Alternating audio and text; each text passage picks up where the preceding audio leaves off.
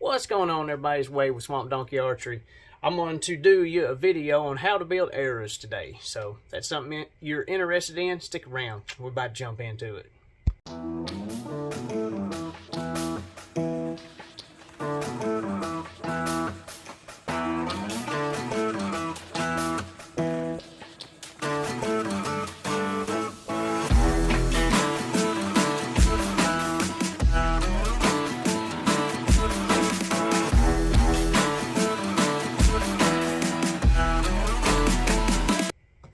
Alright, so we're going to jump into this arrow build today. I did do an arrow build in the past on a previous video, and I didn't really like how it turned out, so we're going to jump into another one here. I'm not going to get super deep in on specifics on, different type arrows, FOCs, and getting in all that.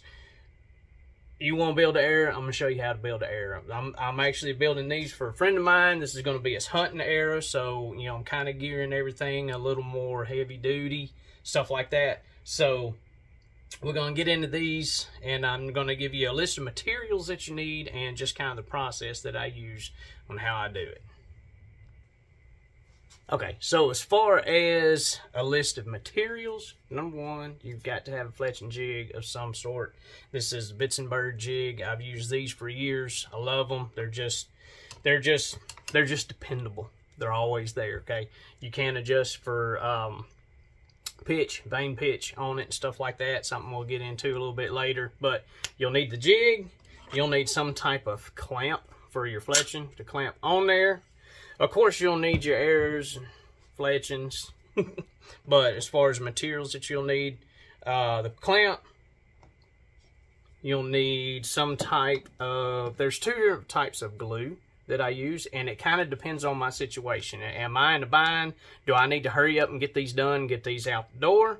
If it's I need to hurry and get these done, I'm going to use this AAE Max Bond. This is some really good stuff. It bonds really good. It dries really fast. It is easy to get a little too much on the shaft and get too much on the fletching. And when you clamp the shaft, it kind of squishes out, forms kind of a white residue down the side. That can be cleaned up with a little bit of like acetone or alcohol or something like that. But like I said, if I'm in a hurry, I'm going to do it with this. If I've got time to invest in doing it and I'm not in a big hurry, I'm still old school. This, what is it, Bowening? Yeah, Bowening Fletch Tight.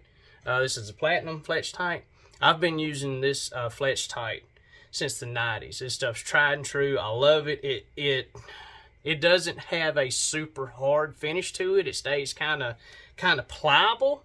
Even though it's a good solid bond, it stays a little pliable. It seems to kind of soak up them hard hits a little better. Like if you hit your fletching or something from the back, a lot of times this'll hold on. It just kind of gives it a little bump and carries on. I really like this stuff. This is my number one go-to, the Fletch Tight. And then you're going to need something to glue in your inserts in. Same thing, you don't want something that's going to be super hard. I've tried the super glue, Gorilla Glue, stuff like that. It works pretty good. Sometimes a hard impact, you slap another arrow, it's going to break that glue loose. When it breaks it loose, it makes your insert come back out. Hot melt glue, I've tried hot melt glue, don't really like it, especially during summer down here in the south when it gets up to 100 and something degrees. And then you shoot your arrow into a 3D target, it's going to create friction. Friction generates what? Heat. So you're already looking at 100 and something degrees on your arrow. Now you just shot a target. Friction probably got up to 120, 130 degrees on that arrow, and it'll make that hot glue get soft. And when you go pull your arrow out, you just left your high dollar tip inside that target. So I discourage about that. The two main things that I do use, I've been using the Gorilla Glue 2-part epoxy. This has been doing really good. Good solid bond, and it stays a little bit on the pliable side, like what I was talking about. I like that Fletch Tight. And then I just started using the Bowening insert iron.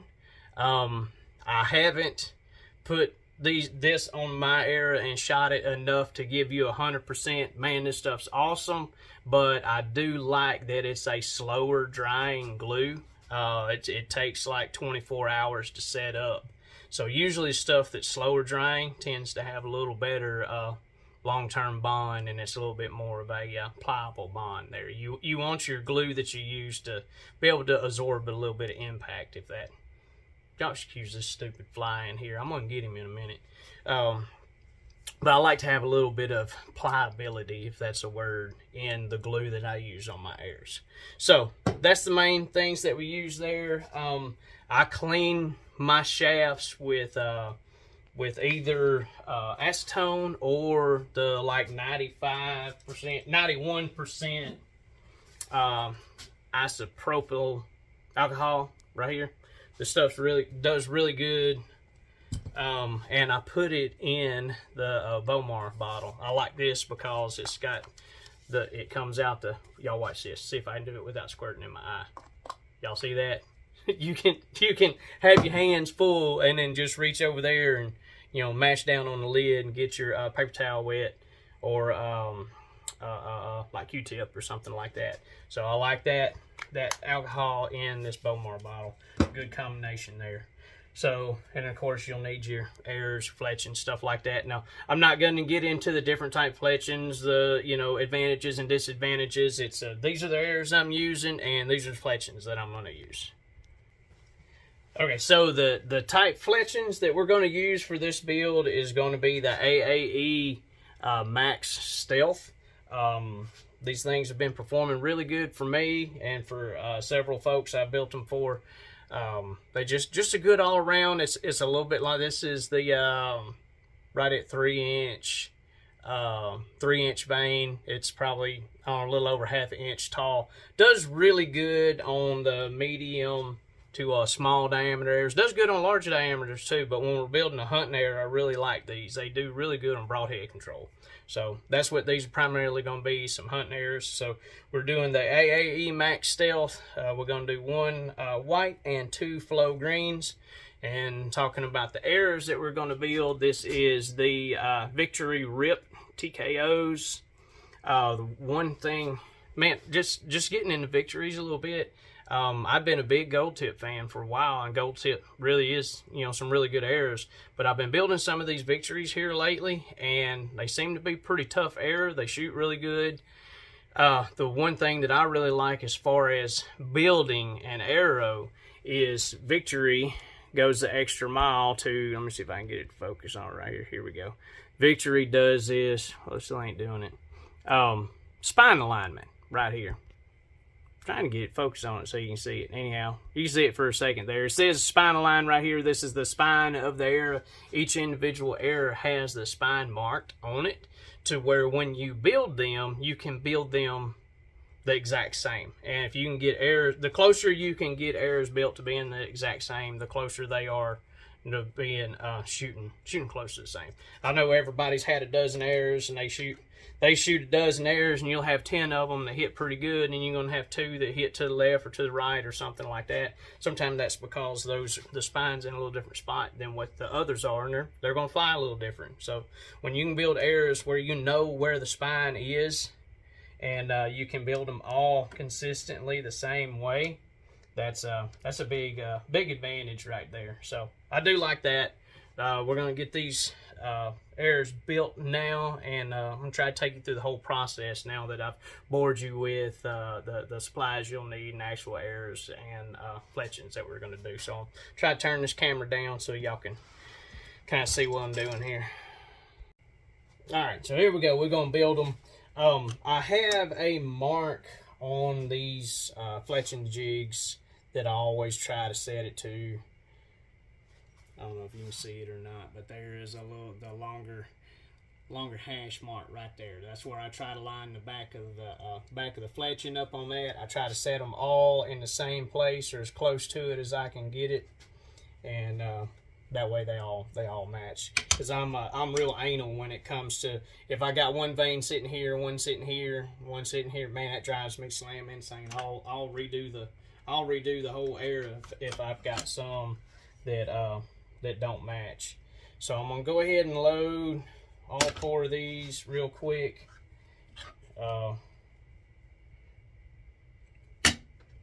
Then I'll show you what I do from this point. And I'm not going to bore you with watching me fletch all of them. I'm just showing you my process. So I get them all in there. And this is where we'll flip the lid on this Bowmar bottle. Get one of these handy Q-tips right here. I'll get a little of that alcohol in here. Get that one side. I get one side real damp. That way, then I'll take it and I'll clean where the glue's gonna go on this. And then I turn it over and then I dry it like that. And I'm gonna let that finish air drying while I do the rest of these. Same thing, I just give it a wipe. Now a lot of the veins do come like ready to glue on. They're ready to be glued, no problem. But I'll just like to go ahead and just go ahead and clean it. Make sure we're gluing a clean surface right off the bat. Oh, I also forgot to tell y'all about me doing this because I had already done this. I'll take a paper towel or like a microfiber towel. We'll get some of that alcohol on it, and then I'm going to clean the shaft right here where I'm going to be gluing. And this is where I like using that alcohol, because I've used the acetone and lacquer thinner and stuff like that. And if you happen to wipe too far down on that shaft down here, you're going to take the paint off of any label right here. And this alcohol won't do it. So yeah, I'll just clean that. Now we got that. Now I'm going to put this back in here. And the way I usually do mine is I try to line where I'm talking about being spine aligned. I try to line it up with the knock right here. And then that's going to be close to where I set my odd vein. Just like that. So now, let me get my glasses on so I can see. Alright, so like I said, I'm not in a really big bind on these, so we're going to use this Fletch Tight right here. And I try to run a smooth, even line of Fletch Tight. Start at the back and then just work my way down to the top like that. Just a thin bead right down the middle. See if y'all can see it there. There you go. And then we just clamp it right on. So this is a little slower drying stuff. So I try to get it clamped down on the area, and I'll hold it there for a few seconds. And then I'll go right to the next one. Just a thin bead. Some people like to do just a couple of drops as you go down it, and then kind of smear it out.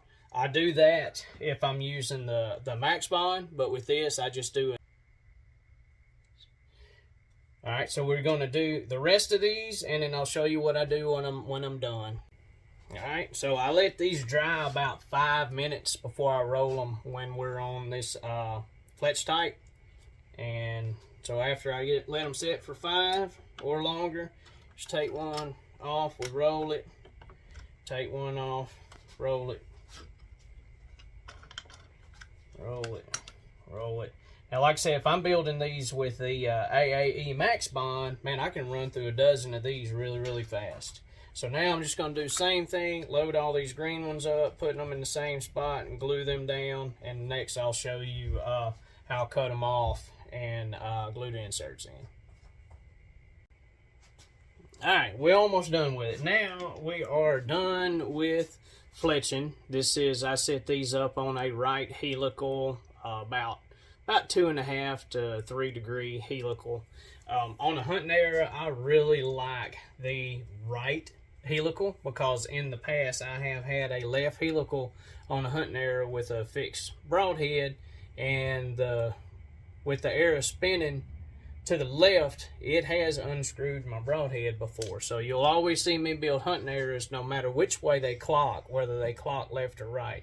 I'll always build hunting arrows with a right helical on it, unless somebody specifically asks something different.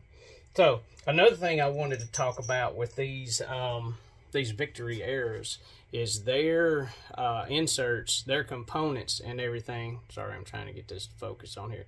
Their components are a lot heavier duty component than some of the other name brands out there. So I really do like these. This is what you call a half out, because you have half of the insert in the era and half of it out, and you can see it actually, the era actually stops here, so you got an extra 3/4 of an inch right here. This gives you a little better FOC on your era as well.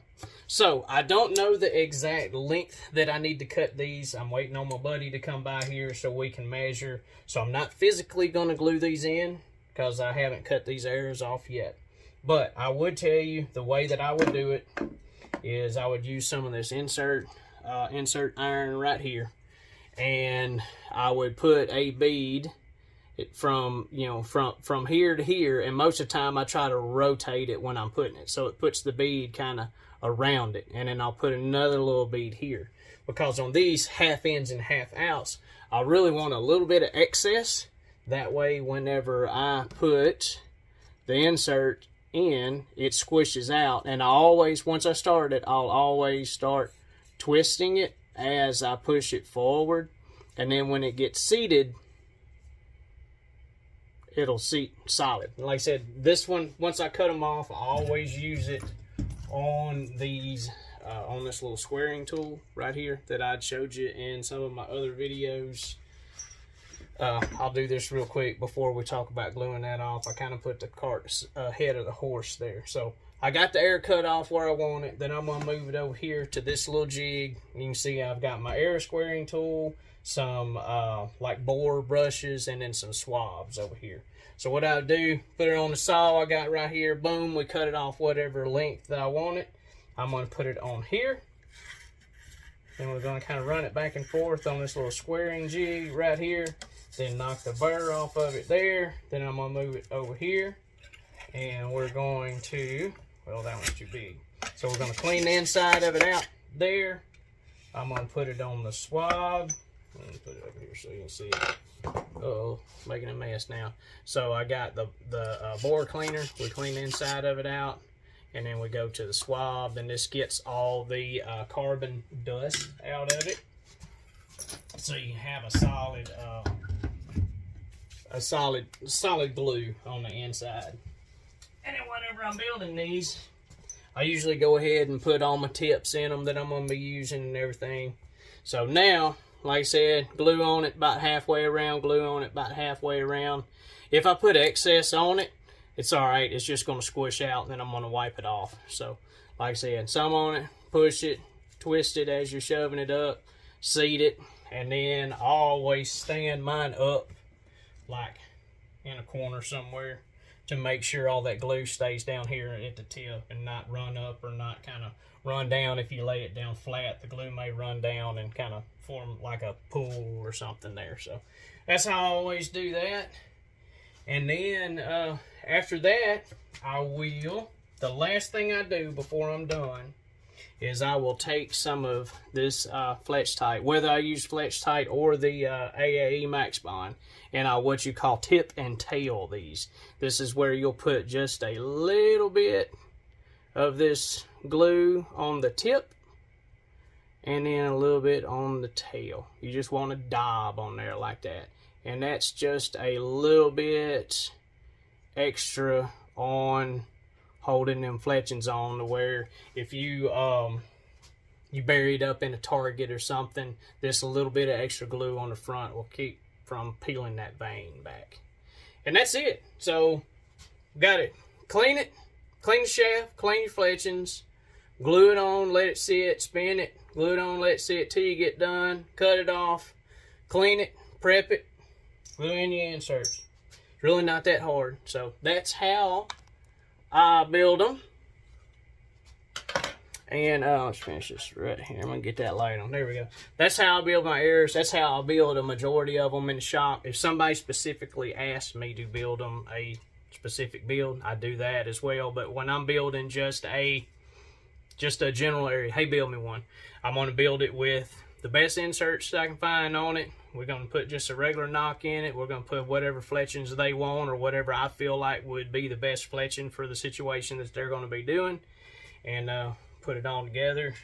make sure they all look good, clean them up, and send them out. Now, if you want, heavy FOCs and stuff like that, that's where when you get these higher quality components, these are actually threaded on the inside to where you can screw more weight in there. I do know the gold tips inserts are threaded on the back as well. They're a little bit short inserts, but this has got a lot more meat to it. Just screw you some extra weight in the back, 25 or 50 or whatever. Screw it in there. Get you some extra FOC up front, help with a little penetration and whatnot. And yeah, that's about it. Didn't want to keep it too terribly long on that. It's a pretty easy process. Just it takes building a few to really get the hang of it.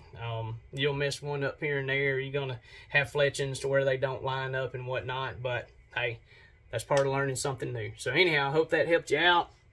Let me know if you got any questions. Hit me up in them comments down there. Be sure and give me a thumbs up, sub channel. Hadn't already done it. If you need to get in touch with me, go to swampdonkeyarchery.com. That's got my contact info there. And other than that, I'll catch you guys on the next one. Y'all have a good one.